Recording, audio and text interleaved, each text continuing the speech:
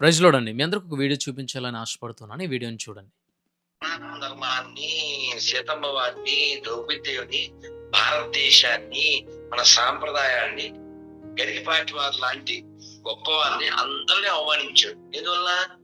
ఈ విషయమై సైకో. అతనికి ఈ మాటలు ఒకసారి మనం గమనించినట్లయితే రాధా మనోహర్ దాస్ అనే వ్యక్తి, నా అన్వేషణ అనే ఒక వ్యక్తిని సైకో అనడం మనం గమనిస్తూ ఉంది. ఎందుకంటే ఆయన ఈ మధ్య హిందువ దేవతల మీద, అదేవిధంగా గరికపాటి గారి మీద, వీరందరి మీద ఆయన అనుచిత వ్యాఖ్యలు చేశాడు. వారిని దూషించాడు, వారిని తిట్టాడు. కాబట్టి వారిని సైకో అని రాధా మనోహర్ దాస్ గారు అంటున్న విషయం మనకు తెలుస్తూ ఉంది. అయితే మరి క్రైస్తవ్యాన్ని తెల్లవారు లేస్తే బ్యాడ్ వర్డ్స్ మాట్లాడుతూ, క్రైస్తవ్యాన్ని దూషిస్తూ, చర్చిలు ఎక్కడ కనబడితే వారిని, క్రైస్తవులు ఎక్కడ కనబడితే వారిని నిరంతరము వారి మనోభావాలను దెబ్బతీసేలా ఉంటున్న మరి రాధా మనోహర్ దాస్ గారిని ఏమనాలి అనేది మీ విజ్ఞతకు విడిచిపెడుతూ ఉన్నాను.